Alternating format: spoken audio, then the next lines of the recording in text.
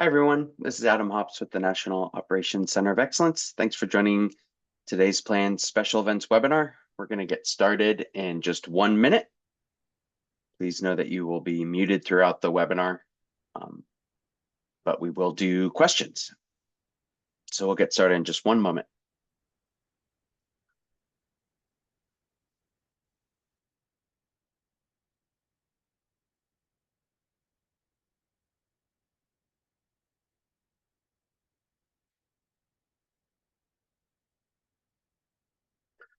All right. Thank you again for joining the planned special events webinar series brought to you by Federal Highway Administration. This is the September edition. All of our previous planned special event webinar series are on the NOCO website and NOCO YouTube channel. I'll put those in the chat box. Everybody will be muted throughout. We do love your questions, so please use the Q&A box down on your Zoom toolbar to ask any questions of the presenters. If you have any technical issues or things to report out, you can use the chat box. But again, all questions will be moderated through the Q&A box. We don't allow AI bot tools on the to attend on any of our webinars. So if you have one of those, just know that I'll be removing it as soon as I'm done. And then do also check the chat box for links on how to access a recording of this presentation and how to get that as quickly as possible afterwards. So thank you again to FHWA for organizing and hosting this. And I'll introduce now David Johnson. Thanks, Adam. Appreciate NOCO having us and our continued partnership with these webinars. Thanks again for having us, and welcome everybody to the next installation of the Planned Special Events Spotlight webinar series. We're going to be highlighting a couple of use cases and speakers during this webinar that I'm looking forward to. My name is David Johnson. I'm a team leader at Federal Highway in the Office Operations. My team is focused on managing disruptions to operations. So we cover planned special events as well as work zones, traffic incidents, and road weather management. And so we're really looking forward to bringing you the next webinar on the Planned Special Events Spotlight webinar series today. Real quick, let's go ahead and cover the disclaimer that we need to cover. So just real quick, except for the statutes and regulations cited, the contents of the presentation do not have the force and effect of law, and they're not meant to bind the states or the public in any way. The presentation is intended only to provide information regarding existing requirements under the law and agency policies. We do not endorse products or manufacturers, so if anything comes up like trademarks or names, those are only integrated in the presentations because they're considered essential to the objective of the presentation. And they're really for informational purposes only and do not reflect a preference, approval, or endorsement from Federal Highway or US DOT. And this presentation was created and is being co-presented by Federal Highway and outside entities. So of course, the views and opinions expressed during this presentation are of the presenters and do not necessarily reflect those of Federal Highway or US DOT. Let's go ahead and go to the next slide. So real quick, today's webinar, we're going to be covering a few topics here. We're going to be talking about the FIFA Club World Cup that just wrapped up in last month, talking with PennDOT and Pennsylvania, our experts from those areas, in how they dealt with the Club World Cup games that they hosted, including their planning as well as some successes and some lessons learned that we can hopefully incorporate into the larger World Cup that we have coming up next year. We'll have a quick Q&A session with the presenters.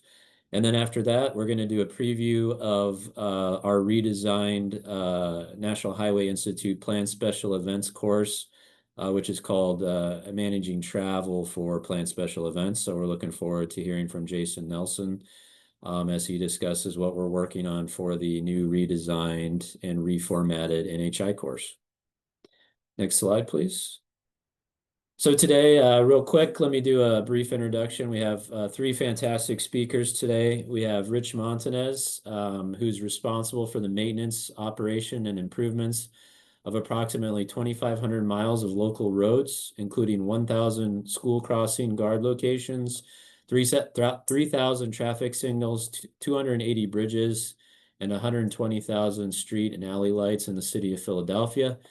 He leads the department in a variety of areas, such as transportation management, operations, intelligent transportation systems, Vision Zero, and smart cities.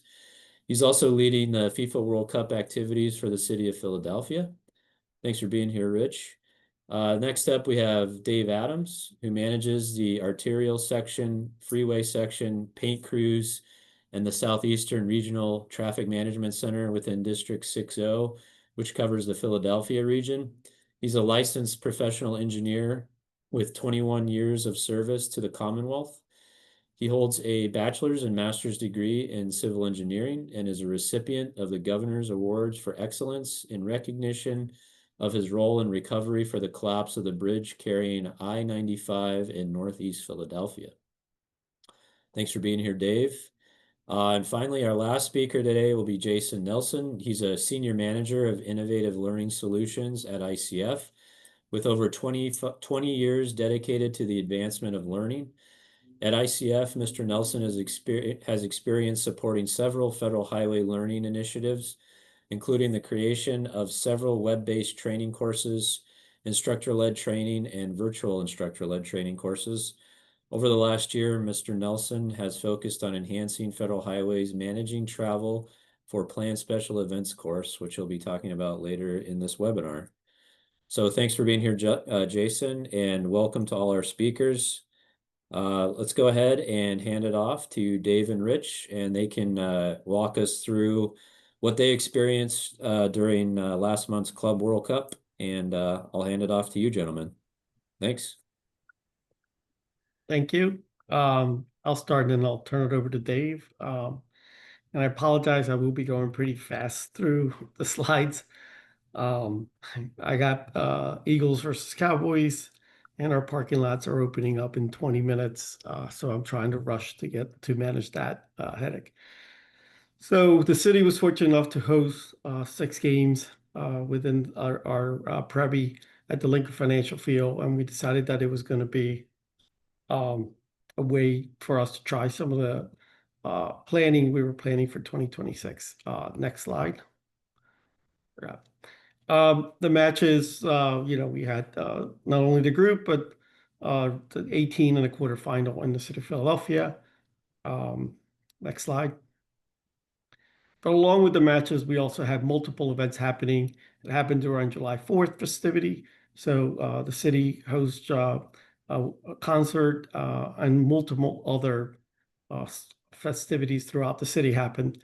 And we also had double events where we would have a soccer match followed by a baseball game or vice versa.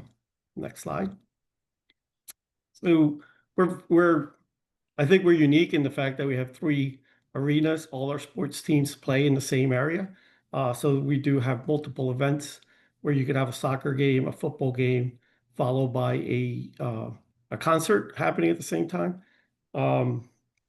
Just the capacity that the stadium holds is just under 70,000.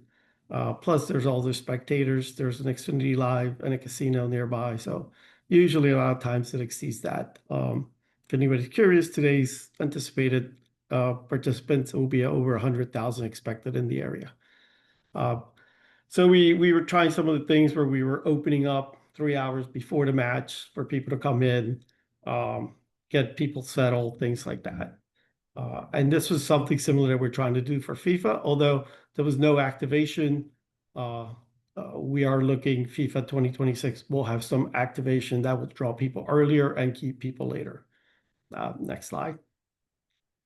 So obviously one of the things we are depending a lot for 2026 is our transit agency. We were promoting them. We were trying to get the message out for people to use it. It is vast. It allows you easy connection between the stadium, the sports complex, and Center City. And so we kept an eye on how many people were using it. Next slide. And this is just how quickly, how many, we run sports expresses from Center City down to NRG Station. So it roughly takes you about 17 minutes to get there. Next slide.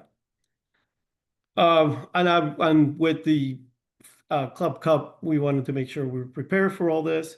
So we had meetings with the operations, with the police, with everybody there, cleanness, make sure that we put our best foot forward. We also put out a call for people who spoke the native language of the teams that were playing. So they would have ambassadors that could direct them, show them where they were going to, at least be able to communicate with our staff. Next slide. Again, the ambassadors did a lot of the police. We also put out a call for the transit police and the Philly police to see how many of them will speak the native language, so that they're able to speak to the visitors, to the sports fans, and not try to elevate the issues or any issues that would come about. Next. So we try something different. We centralize, decentralize our operations. So we had Lincoln Financial Field, the operations that were only responsible for the venue or the stadium itself. So they were handling any incidents within the stadium, in the stadium, and things like that. Next slide. We also the next slide. Oh, that should have been 2 slides there. We also did what we call what we're calling now a venue perimeter operations center, VPOC. So that's actually where I was at and my staff was at. We were responsible for the transportation, the streets, the marches, anything happen outside. This kind of allowed us to then just concentrate on what was happening outside the stadium and not get pulled into what was also happening within the stadium. It allowed us to concentrate on our expertise rather than to try to manage multiple incidents at the same time. Next slide. We also activated our OEM, who was handling the region, and we also activated the RTMC. Dave? Yeah, sure. So RTMC, this is PennDOT District 6 up in King of Prussia. King of Prussia is pretty much the heart of the suburbs. So our RTMC, the building's about 2.5 years old. It was kind of modeled off of a lot of lessons learned from when we had the Pope visit. It's a 24/7 operation, so we're operating all the time. But for events like this, we obviously have meetings with the city and we direct our operators to give them special instructions on what to look out for and to be prepared for the event. Obviously, our transit agency also, who was key in all this, activated their center. And some of the matches started at 9 p.m., so we were going late into the night. So we had to make sure that everything was operational when people were expecting the trains all to be there. So next slide. So this is basically the ticket profile. It's going to look totally different for 2026 than it did in 2025. What we were trying to anticipate is who was purchasing the tickets, where they were coming from, just making some assumptions, how many people were flying in versus how many people were local. And as you can see, it's a large amount of tickets were sold to U.S. Citizens. So unlike 2026, we're anticipating only 49% of the tickets to be sold U.S. and 51% to be from a outside the United States destination. Next slide. And so we obviously were trying to figure out how to profile this. We took some INRIX data and some streetlight data and took a look to see how many people were coming in, the time they were coming in. And most of them arrived between that 1 to 2 hours prior to kickoff. There were a few that arrived prior to that and some at between an hour to kickoff. But we wanted to make sure that the people were in their seats for 2026. So we wanted to kind of do a profile and anticipated when people would be coming. And then when people were leaving, obviously, just like any any sports event that we normally see in the U.S., is you had a major rush leaving in the first hour. But then there were some people who did hang around that 1 to 2 hours. A lot of them hung around in the stadium, just cheering on their teams, which was kind of something new to us. But there was also no after match activities. That is something we're looking to do during the 2026 World Cup. Next. So some of the key takeaways that we did, we were trying to take direct vehicles as quickly as possible. We had to do some closures that we normally do not do due to some marches.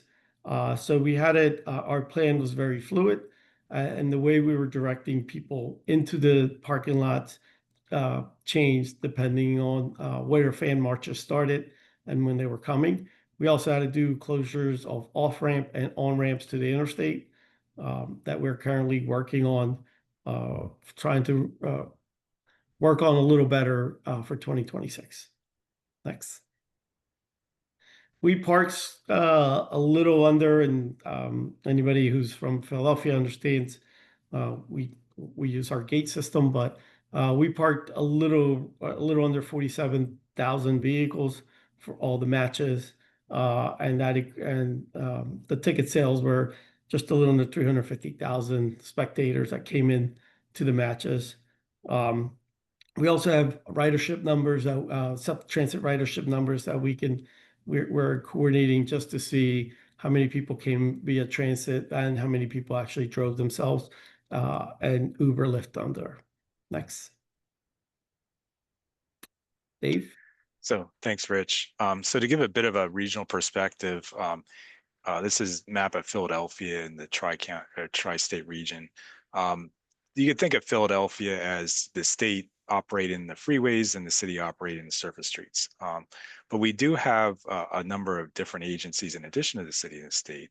For the bridges, we have DRPA, the Burlington County Bridge Commission, and the Delaware River Joint Toll Bridge Commission.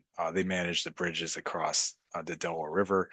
In addition, we have our friends in New Jersey DOT, DelDOT, and also the New Jersey Turnpike, and also the Pennsylvania Turnpike you can see on the northern edge of the suburbs. So we all work together on a lot of events, so we have pretty good connections with each other. So it's very helpful. Next, please.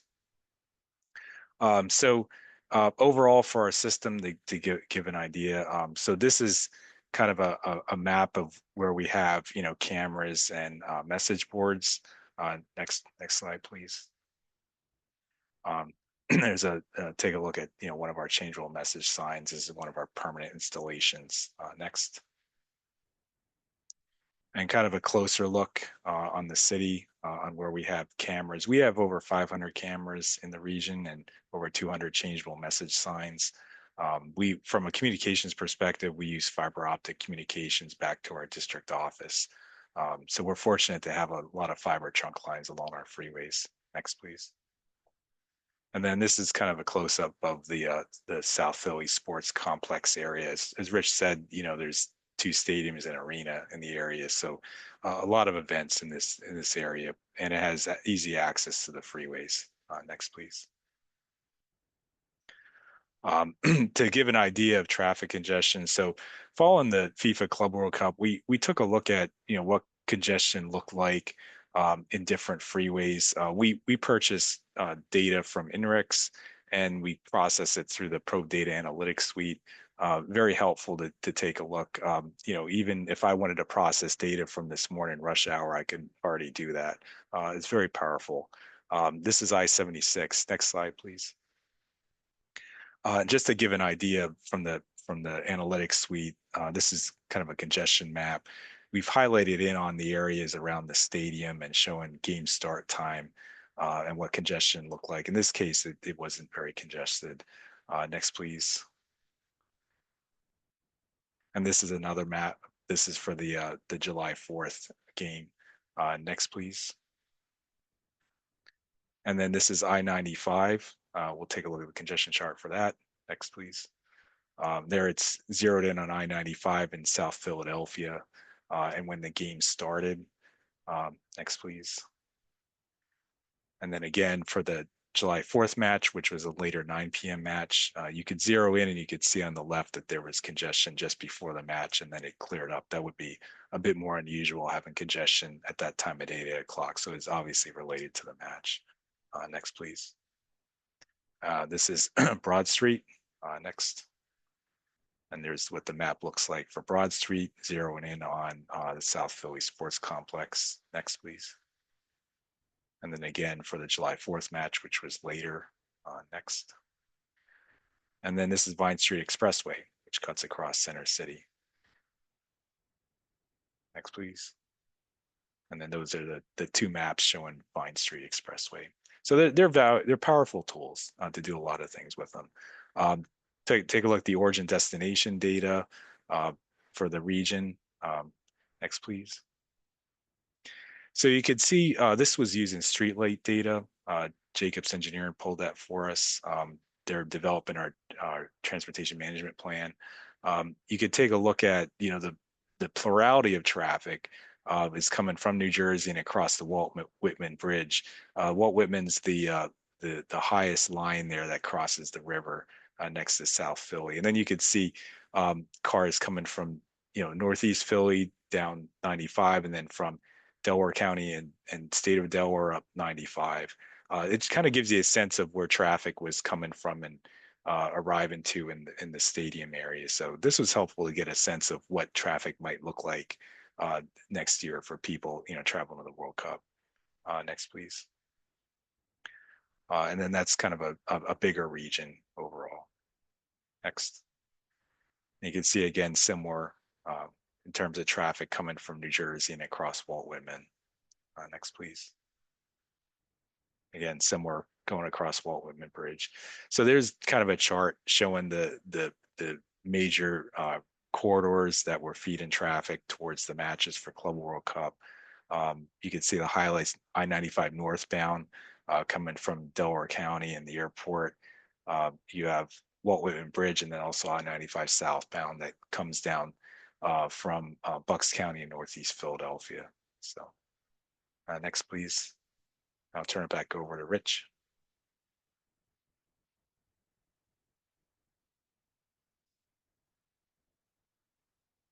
You're on mute, Rich. Thanks, Dave. Apologize. So I mentioned this before, and our transit agency was one of the things we were trying to push during the Club World Cup was for people to utilize. They did run sports expresses and they had police and ambassadors out there to direct people and help people. Next slide. So some of the challenges, and we didn't want to leave it, and Philadelphia made the news, not for good reasons, was we had our sanitation strike happen. So 9,000 municipal workers who not only pick up the trash, are responsible for the traffic signals, potholes, everything else happened. During this time, the city, during this time, I was working 8 hours as a traffic technician and 8 hours as a sanitation worker. So in order to assist the city during all the special events. Next slide. So the other challenges we had was the fan marches. We were expecting this. Our police did a great job reaching out to the clubs, talking to the clubs, creating a relationship with them. They would let us know when they were going to start, where they were going to start, how many people they were expecting. It was quite amazing, just the relationship our police officers had with them. Our police officers too spoke. We found with their call out through the Philadelphia Police Department, we found native speakers, and that's how we were able to communicate with them easily. Next slide. So there were two areas that they actually originated. One was in our FDR Park area, with a park, and the other one was our Marconi Plaza, another park that they originated. They used either the Oregon stop on the Broad Street line or the final stop NRG station to then meet there and then march down to this Lincoln Financial Field. Next. So this is what it looks like when you get a call of a march. It's quite interesting. I think when you first look at it, I happened to be there, but it is a little daunting. And you can keep going at it because I think the rest of them are just footages.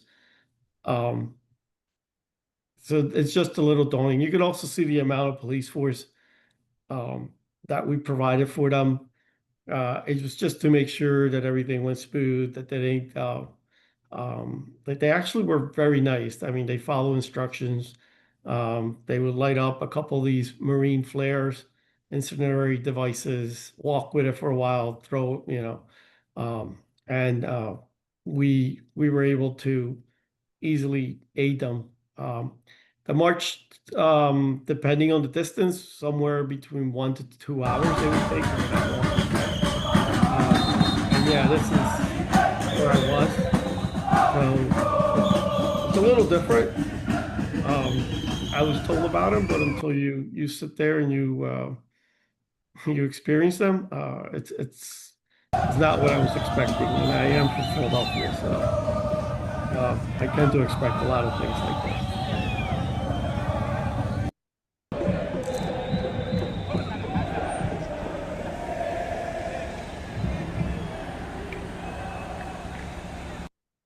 Obviously, during the marches, what you could see is the heavy police presence, but also as we had to close down the roads, which allowed it, which then our traffic management plan had to be very fluid. We had to redirect traffic to different parking lots and things like such like that. We utilized one system down here. So whether you're at that point, you can use your parking pass to go into different parking lots, and it worked excellent for us. As I mentioned, it took us 2 to 3 hours in some of the times to clear them out, but they fairly were not bad walking. Next. So some of the lessons learned, it's obviously the fan marches do take a toll on us.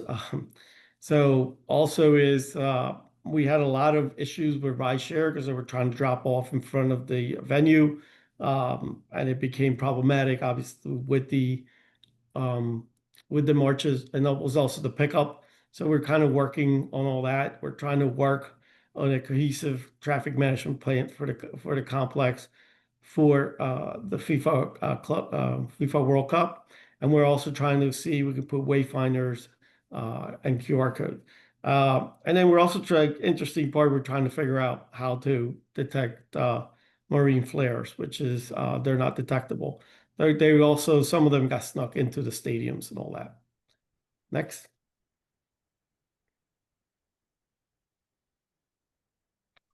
I mentioned like we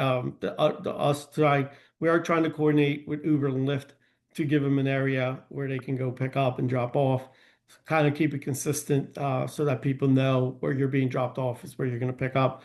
As many of you guys know, sometimes the issue happens to be is that people think they're going to be late, so they just jump out of the Uber wherever they are or Lyft and then start to walk towards the stadium. And so we're expecting larger crowds. We're expecting more fans. We're expecting them to stay here longer. We're expecting the average stay of anybody traveling to Philadelphia to be somewhere between 9 to 12 days. So we're expecting bigger crowds, bigger people, and multiple parties throughout the city. Next. And so for the 2026, this is the map we've been keeping, or the calendar, I'm sorry, that we've been keeping in the city with the multiple events happening all at once. We also have a FIFA Fan Fest happening that will be activated during this whole time. Not only we anticipate some sporting events that have been shown there in the giant screens, but maybe some musical groups and all that. Philadelphia is also going to start a cruise ship terminal in 2026, and America 250th will be here to the semi-quincentennial of the country will be here. So we do expect this calendar to get a little more busier as we get closer to 2026 with more and more events. And at the same time, too, we announced yesterday the Mayor Parker announced, we will be doing local activations at over 20 business corridors throughout the city to activate them, to bring businesses through the local neighborhoods. So this is not only a Center City event for us, but it's actually a citywide event. Next. And with that, questions. And apologize, I went really fast, but I think my parking lot's open up and I'm gonna start going gray. Yeah, real quick. Thanks, Rich and Dave. That was really insightful. Thanks for sharing those videos. And I think somebody in the chat said that was really eye-opening to see the fan marches. We did have one question in the Q&A pod. This is from Maria, was there an education component to the parking and traffic management info on what to use, routes to consider, etc.? What worked and what would you do differently? So was there any outreach before the event, the Club World Cup games, for the public, just to make them aware of what routes you were trying to point people towards, or what transit outlets they could use? What kind of outreach did you do? So we try to get stuff out through FIFA. I don't think we were successful. I think one of the lessons learned and why we have a good relationship with PennDOT is it's PennDOT's VMSs, and I think Dave's, correct me if I'm wrong, you're bringing in 32 VMS boards for FIFA. So I mean, one thing is how to get the message out. And so that was one of the things we learned is we're gonna try to utilize FIFA as much as possible and utilize PennDOT and PennDOT's 501 system. I don't know if you want to add anything else, Dave, to that. Yeah, Rich, it's exactly right, Rich. I mean, we have a lot of permanent changeable message signs, but we're also bringing in 32 portables, and we'll strategically place them along different routes depending on what objectives we're trying to achieve, and that'll all be defined through the transportation management plan. In addition, we've had some meetings on PA 511 to be able to give information out, to attendees of the events, but then also just local residents that want to know, what roadways are being closed and how they could navigate around the event too. So yeah, it's going to be a much bigger component next summer for the FIFA World Cup. Perfect. Yeah, I think you covered that well. There's another follow-up question from Maria, asking about next year's World Cup in June and July. Since it's going to be, hot in the summer months, are you communicating to fans where they can find things like water stations or different emergency types? If there's an emergency situation, are you communicating that now, or are you going to do that when it's a little bit closer to June and July of next year? I guess the main question is how are you communicating those types of bits of detail to your expected fans?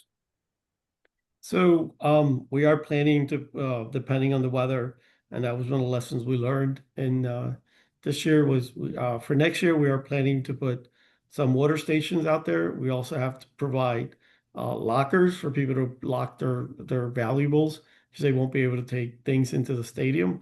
And the other thing is that the tickets are electronic, so you have to use your cell phone. So areas to charge your cell phone are what we're also looking at.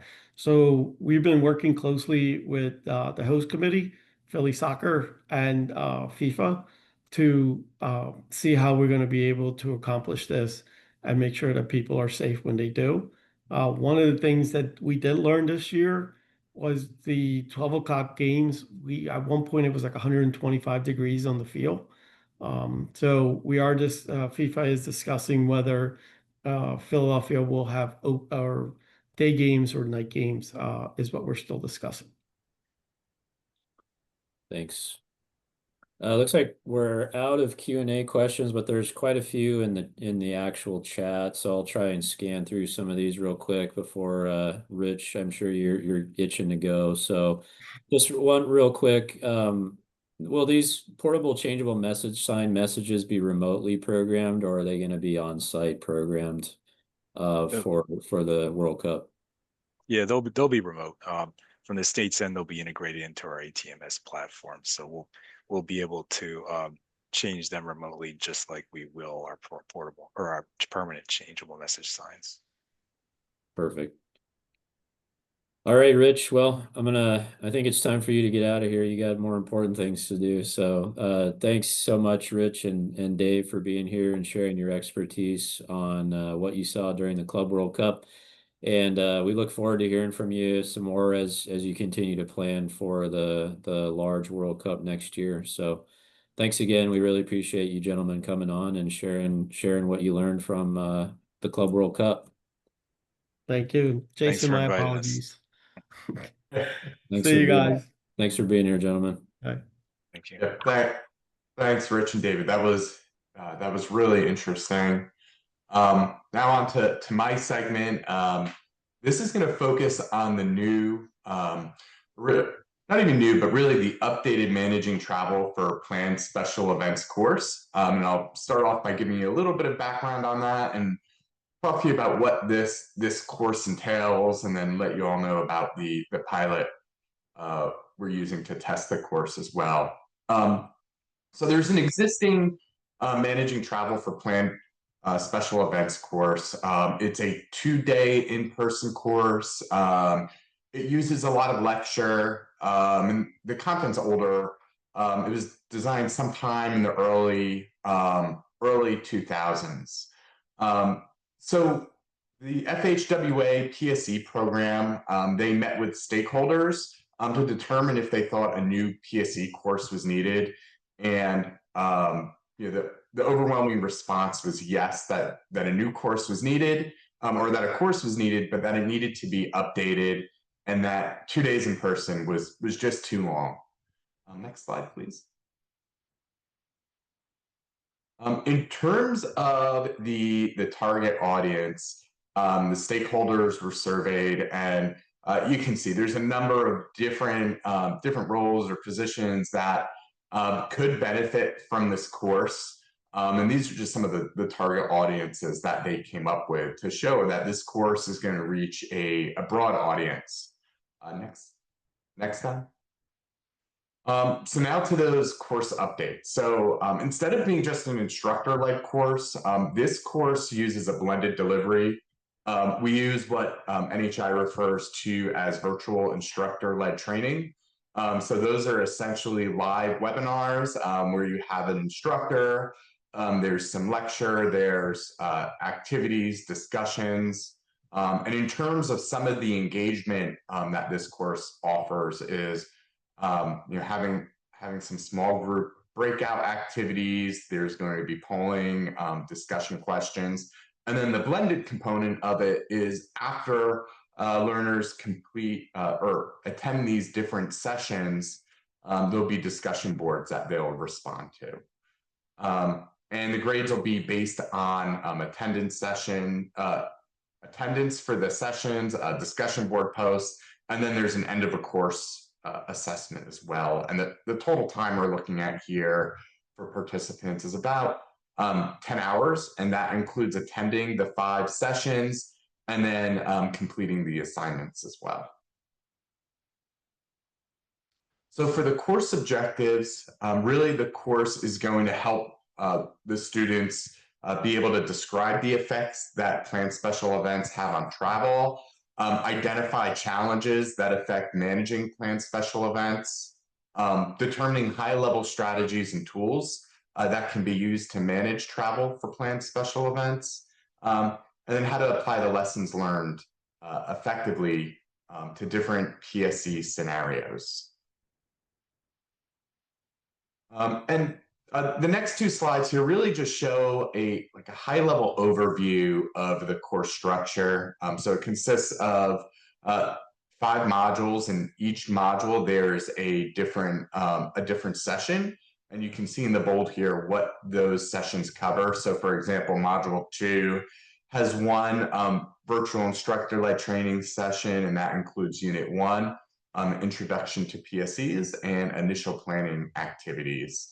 And then after students attend that session, they'll complete a discussion board assignment.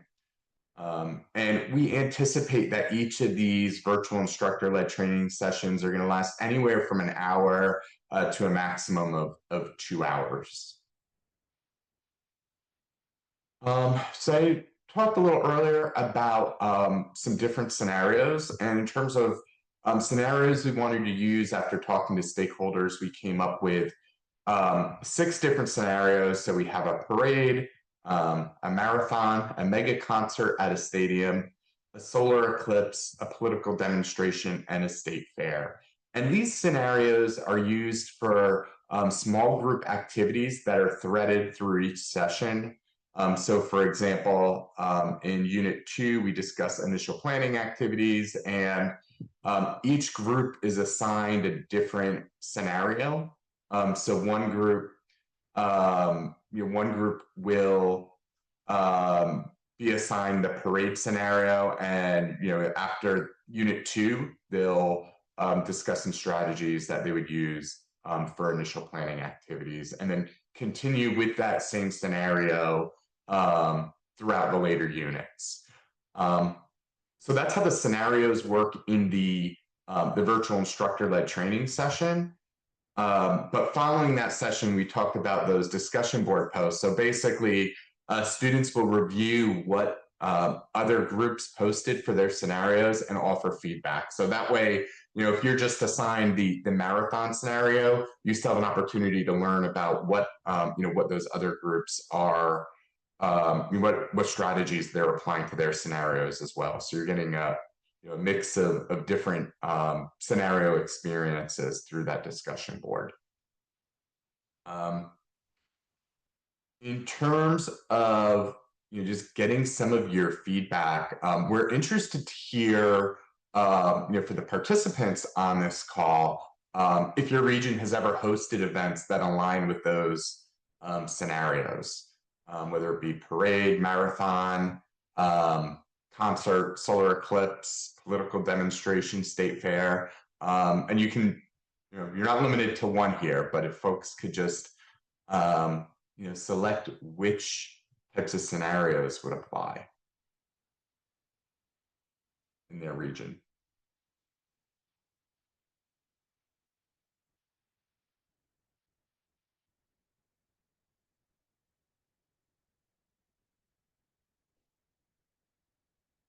And Adam, I'm not sure, do I close this poll or do you? I think folks should have Yeah, I can close it. We're have a few more coming in. Okay. Yeah, I have the questions up on my screen, but I don't want to necessarily answer it. So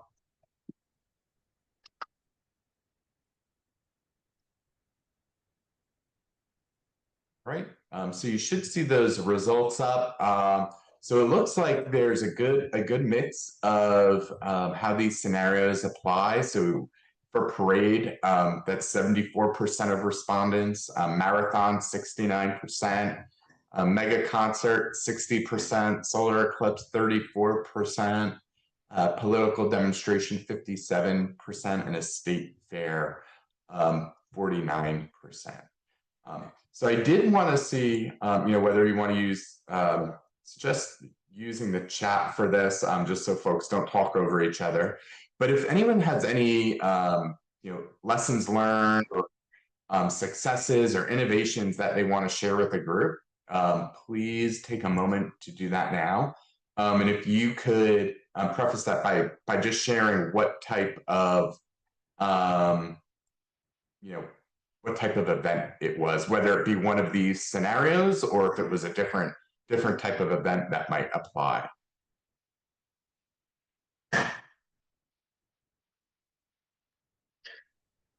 Sorry, Jason, I put the poll up already for people, but just a reminder, the poll is separate from what Jason just asked.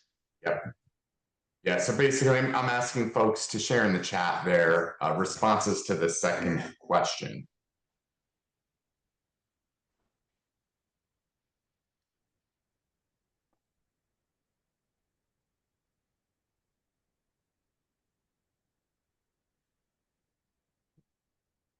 Not seeing any, but that's okay.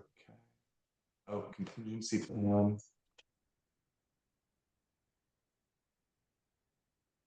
Thanks for sharing that. Contingency plan lacks on cage streets in DC that aren't fully considered. 4th of July fireworks.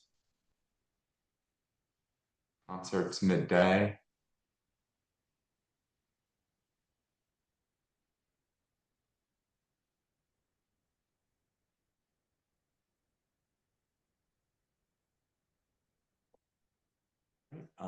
Anyone else? If not, we can go to the next screen, Adam, and then we can ask folks to respond to this poll. So just trying to get a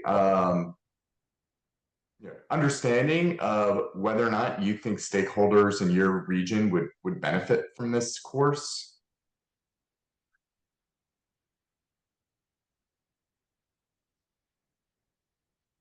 So there's a polling question that folks can respond to.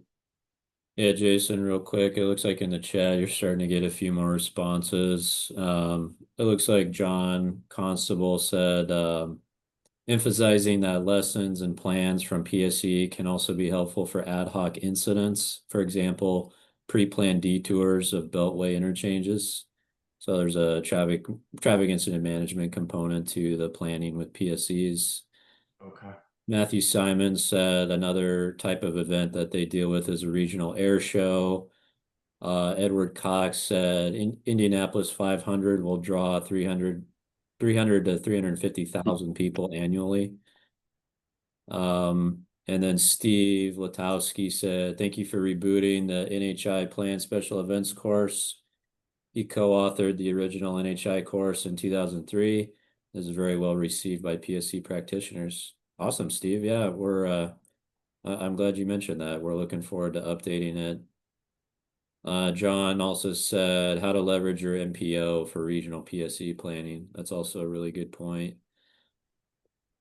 So yeah, thanks for adding some stuff into the chat there. Yeah, thanks for sharing that, folks. And see, then yep. Yeah, go ahead, Jason. It looks like the poll's still open, so I was going to direct people back there, but I'm sorry for cutting you off there, David. No, I was just going to mention there's a few questions in the Q&A pod. I'll let you answer them while we have a second here, Jason. The first one is from Maria. Will the course be offered via Blackboard in the NHI? Yes, so good question. So we are currently setting up the course in Blackboard now. Yes, indeed. And a follow-up or a different question. Will the training scenarios include different levels of security concerns? For example, VIPs, military, Secret Service escorts, or threats? We do touch on that topic. But one thing to note with this course is it's an introductory course. So we touch on a bunch of different topics in about 6 to 8 hours. So we do touch on it in the transportation management plans, but we're not going to do deep dives into security concerns. That's really not the place for this course, but it does introduce the topic. And if you recall, Jason showed a slide for all the types of folks that we're looking to get involved in this introductory course. And there's about 15 or 20 different job classifications that we think would benefit from at least getting some sort of exposure to managing travel for PSEs. So it is touched upon, but it's not something that we do a deep dive into. I don't know if you wanted to add anything to that, Jason. Yeah, no, I think that's a good point, David, and that's that's my take on it too. Like we mentioned some of these, there's some things to consider, I would say, in some of the scenarios, but yeah, definitely not a deep dive on it.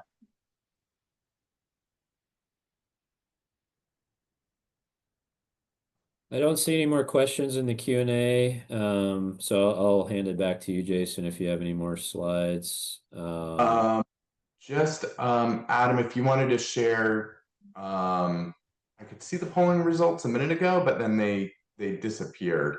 If you wanted to just share what the polling results were. Okay, yeah. So it looks, overall that this is a, would, based on the results, it would be a beneficial course in most regions. So that's good to see. I did want to take a little time to talk about the pilot. So whenever we do a course, we like to pilot the course. Sometimes, other organizations might call them test courses, or all different names of it. But the main purpose here is to test whether the course is accurate, whether it's effective, and just gather feedback before finalizing it. So you could think of a course that's in a pilot form as in a pretty much finalized form, but the pilot's helping identify any little tweaks that might need to be made, that we get from student feedback. The facilitators that we've identified to facilitate this course are experienced practitioners in this area, and we'll have a different facilitator for each session, but they'll be familiar with the content throughout, but just trying to vary those those facilitators so participants are hearing from different folks. The pilot's going to be held over 5 weeks, with one virtual session every Thursday from 12 to 2 Eastern time, and those are going to be held on October 9th, 16th, 23rd, 30th, and November 6th. And participants will receive continuing education units from NHI. We're estimating this, since we're estimating this course being about 10 hours, and that includes the virtual sessions plus time to complete the assignments and the assessment. Since we're estimating that at 10 hours, that's one full, that's the equivalent to one full CEU credit. Space for the pilot is limited. We've actually received a really good response rate on this. But if folks are still interested in signing up for that pilot, see, Adam has already put this link in the chat. So folks can let us know if they're interested, or if they have other, if they want to share that link with others that they think might be interested in participating in that pilot. We can, we may be able to offer you a seat.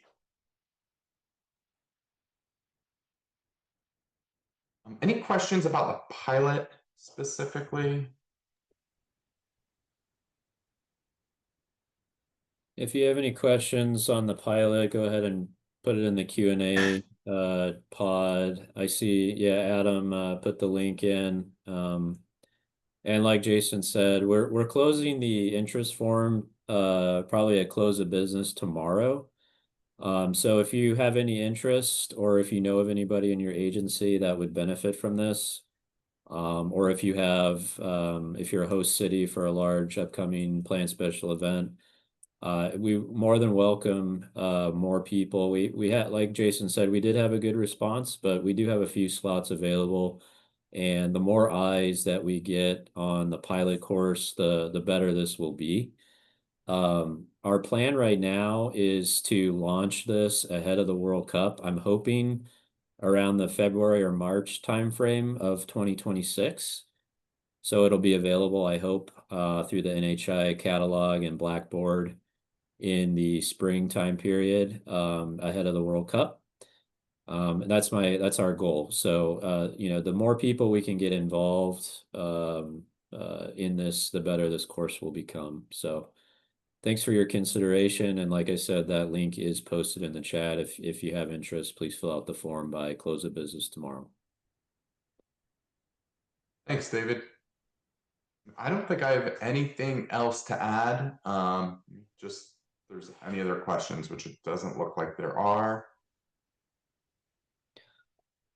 Looks like we have a couple questions in the chat from Arm or Kai. Is anyone else working on one of the 10 Naval Fleet Weeks for next year? If you are, go ahead and respond in the chat.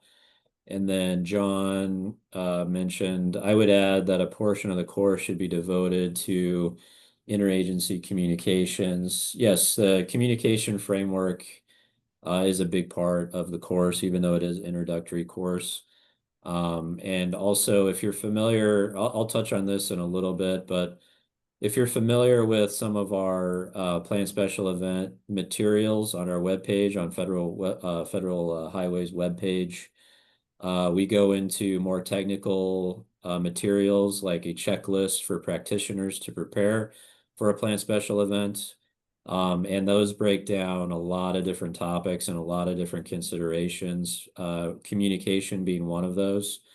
So we will be updating a lot more of our materials, including that checklist. And we also have a supplement that we're adding to the PSE handbook that was also published about 20 years ago now. So keep an eye on our webpage. I think somebody will post a link in the chat on our webpage. But keep an eye on that webpage, especially as we get closer to the World Cup. We'll be providing some updated materials as well.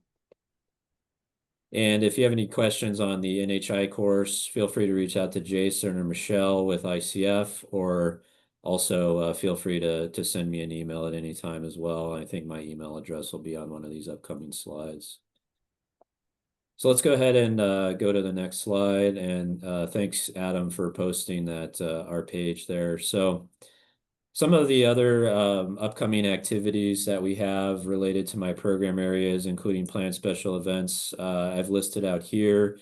Some of our upcoming webinars, we have a road weather management spotlight series webinar next week. Adam's going to be posting some links as I run through these. That's going to be covering the building and maturing a snow fence program. So if you have interested in that topic, feel free to register at the link. That's happening next Wednesday at 1 p.m. Eastern time. We also have Crash Responder Safety Week, all states planning meeting on the same day at 3 p.m. next week, September 10th. We're going to be covering Caltrans Crash Responder Safety Week strategies for 2025, as well as the all states roll call on what they're doing for Crash Responder Safety Week, which is in November. Let me take a look here. It's November. I should have this memorized. I think it's the 17th.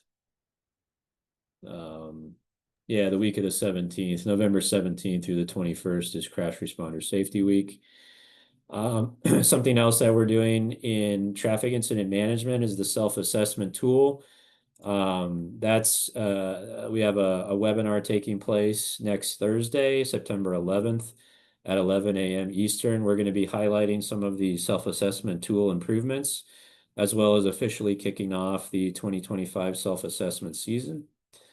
Our next Talking Tim webinar is September 24th at 1:30 p.m. Eastern. We're going to be covering wrong way driving programs in the state of Texas. And then we also have our Crash Responder Safety Week National Kickoff webinar, which I could have just looked at instead of looking at my calendar, on Monday, November 11th at 1 p.m. That's our official kickoff for Crash Responder Safety Week, and that's a very large national event that we manage through the Traffic Incident Management Program. It gives states and local transportation agencies an opportunity to sign the virtual Crash Responder Safety Week proclamation, and then we pair that up with the signing of that proclamation with our federal highway leadership. It's a really nice event, and we have a lot of activities going on throughout that week. So if you're interested, feel free to take a look at that link that Adam just posted in the chat. And then, like I mentioned, some of the planned special event materials that we're updating and some of our outreach activities include the next webinar for the Spotlight series, where we'll be covering the City of Chicago's NASCAR Cup Series race. That's going to be on Thursday, December Thursday, December 4th at 1 p.m. Eastern. If you'd like to take a look at some of the previous Plan Special Event Spotlight Series recorded webinars, you can go to the link that Adam posted. They're also on NOCO's webpage, as well as NOCO's YouTube channel.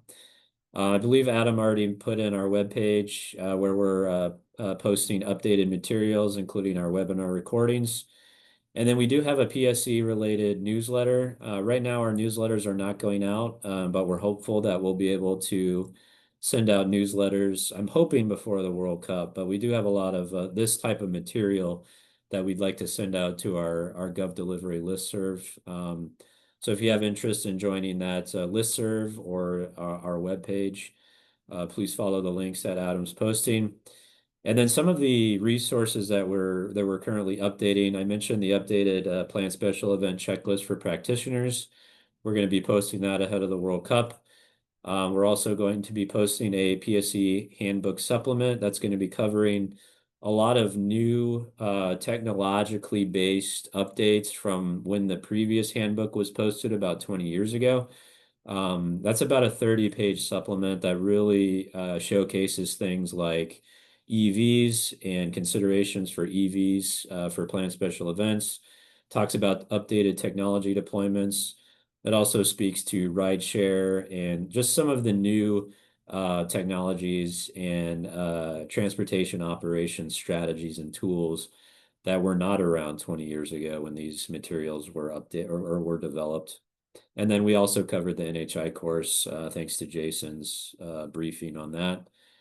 So keep an eye on our webpage. We have a lot of interesting materials upcoming. Let's go ahead and go to the next slide, please. And again, if anybody has any questions related to planned special events, there's my contact information, as well as Sharon Cuevas, who's helping me out. She's on a detail assignment right now. So feel free to reach out to either of us. We're always happy to connect. We are also offering, I guess I would call it one-on-one consultations with state and local DOTs.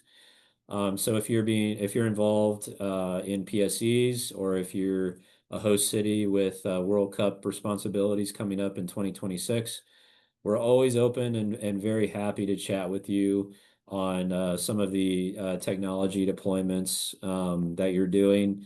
Or if you have any sort of questions or technical assistance needs, we're always happy to chat with you. So there's our contact information.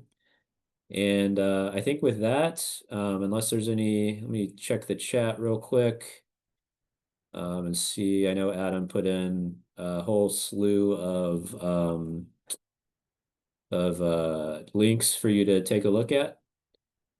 And if anybody has any last minute questions or chats, feel free to throw them in now. Otherwise, I want to thank everybody for participating in this webinar. I want to thank NOCO again for hosting this. Again, look for the webinar recording on their webpage and their YouTube channel. Thanks again to Rich and Dave for being the presenters for us, as well as Jason with ICF discussing the NHI course. And as always, thanks again for all our attendees who took the time away to join us for this webinar. With that, I will close out, and once again, thank everybody, and please everybody be safe and take care.